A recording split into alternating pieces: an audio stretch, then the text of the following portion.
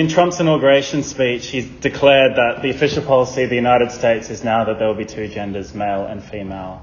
And since then, we've seen a flurry of executive orders really attempting to raise trans people from every aspect of social life. We've had the passports and identification are now required to be in accordance with one's sex assigned at birth. The US State Department has ordered permanent visa bans for anyone who they claim seeking to misrepresent their birth sex on their birth certificate, which would invoke a lifetime ban. And a wave of attacks on gender-affirming care, as well as bans on trans women and girls from sports, and an attempt to removal of all references to trans people in government data and websites. And obviously this is part of a much wider attack globally against trans people and what the right calls gender ideology. And we've gotten a bit of an echo of it here with the recent ban on puberty blockers in Queensland. And while, Dutton has for electoral purposes said to, the Liberal caucus, don't go off about the transphobia, we can see where they stand in the recent, the fact that only two Liberals actually voted against the Pauline Hanson's bill that she put for an inquiry into the human cost of experimental child gender treatments. So I guess the point of this meeting, first of all, is to understand where this transphobia comes from. And I think on one level you can see that part of what is driving the current moment is an attempt to scapegoat for the incredible misery that people are feeling and direct their hate towards trans people. But I think we also have to look a bit deeper to understand why this is just so central for the right and for the ruling class. And actually, you can see it in the very clearly in the vision that's put forth by Project 2025, which was the blueprint that really has formed the basis of this sweeping wave of attacks and executive orders from Trump's presidency so far. Was put together by this conservative think tank, and it starts from the premise that the American family is in crisis, and the kind of first tenet around which the whole agenda is structured around is a plan to restore the family as the centerpiece of American life and protect our children. And I think that's not an accident. The question of the family goes to the heart of what transphobia is and why it is so virulent. Because the family, I think, the nuclear family under capitalism is essential for holding together class rule and to guaranteeing ongoing continuity and stability for the system, and is also, for that reason, the material basis for a particular set of gender roles and ideology around gender which seeks to justify this. I think this becomes a bit clearer when you see that the family is not the only model we have had to organise our relationships and the raising of children. For the majority of human history, humans were raised collectively. It was not the responsibility of only two people separate from society in their own private sphere, but was the responsibility of society as a whole. And connected with this was that you didn't have there was no oppression of women. There was sometimes a sexual division of labour, but there was not what we have seen in today's society of the relentless and kind of systematic subordination and oppression of women. And at the same time, the evidence we have strongly suggests that trans people, gender variant and non-binary identities, as well as various sexual orientations, have existed in most, if not all, human societies. And there is an abundance of evidence of different forms of gender transitioning in pre-class societies that were accepted and even revered. And I think the fundamental change in the situation comes with the family, which is a result of what's called the Neolithic Revolution, which was led to the establishment of settled agricultural societies and the ability to produce a surplus for the first time. So you went from having a situation in which usually small groups go out to make their livelihood and reproduce society, collectively, and in which you had equality and a kind of basically egalitarian structure that underpinned that in various different ways and particular formations, to a situation where you have an established, settled society in one place where you now have over and above the means to meet everybody's needs. And so you now had an interest in having a set of people who were not directly engaged in production and who safeguarded the surplus on behalf of all society. And over time, it's this section that grew an interest independent of those who do the work and produce and form the first ruling classes. And, really connected to this project, to this process, is a situation where the ability of women of a certain section of society to give birth came to have a particular historical importance, because society now needed much larger numbers of children to be birthed and raised in order to increasingly expand the surplus. And the introduction of heavy ploughing meant that those who carried babies were excluded from production for huge chunks of time. So for the first time, there arose a division between productive labour spent in society producing a surplus for the ruling class, and reproductive labour that was spent raising the next generation of workers. And it's this division that is, that the family entrenches, that is the cause, the cause of that particular social organisation, and the subordinate position of women within that. And under capitalism, I think, we've seen many forms of class society where the family has been, in all forms of class society. But I think under capitalism specifically, it came to have a particular importance during the Industrial Revolution, when it looked like a situation when actually the pulling together, of men and women alike into the factories, into wage labour, seemed to threaten this distinction between reproductive and productive labour altogether, as there was not the time actually to be dedicated outside of the productive sphere. Women were pushed and equally as brutalized, actually exacerbated by the fact that having to give birth on the factory floor and all of the brutality that went with that. And so the family had a particular importance in terms of salvaging the ability to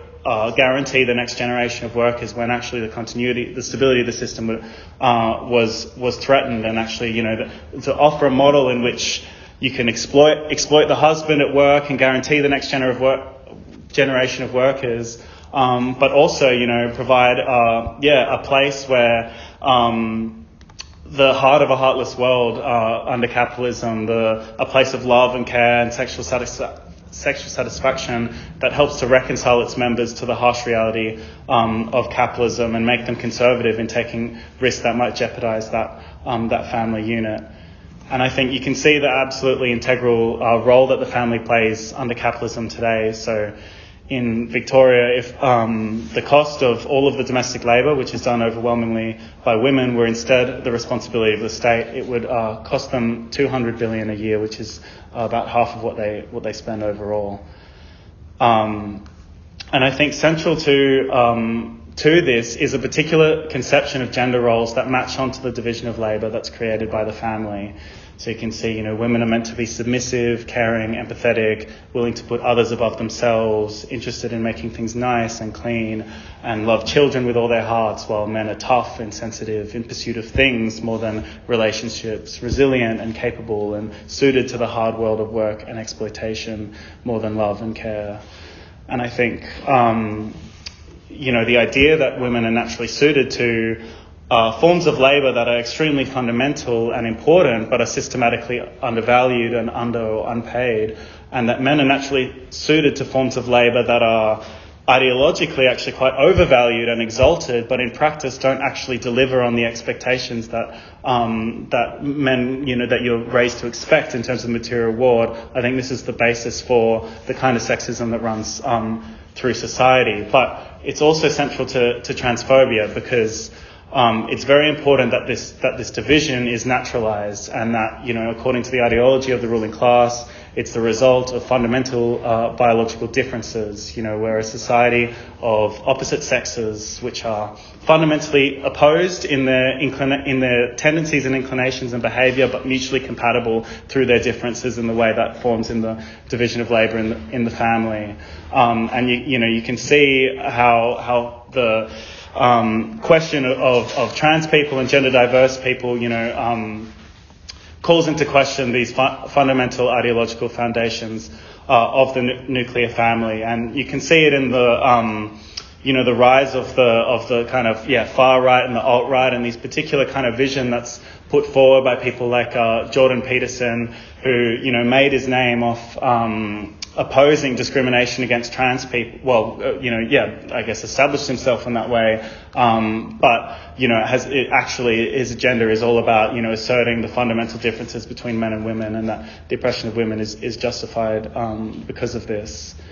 And I think, you can see as those who've trying to police trans participation in sports, for instance, have found out there actually isn't something as clear-cut as two discrete forms of human based on the human reproductive system. There is a range of variation with people with different aspects of the reproductive system, hormones, and so on. But the assumption of the gender binary is absolutely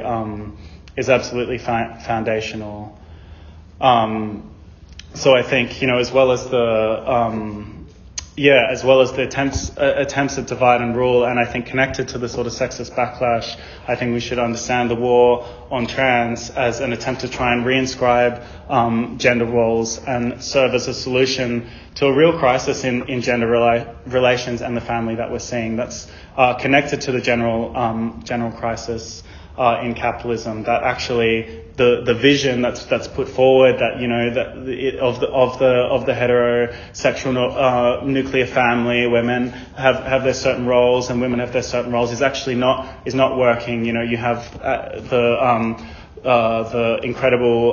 double burden that it's actually of women who are forced not only to take on the overwhelming responsibility in the home, but also a huge chunk of the productive labor, and for men who are taught this idea that they are going to be the providers and the producers, that actually that reality is not there, and very often that becomes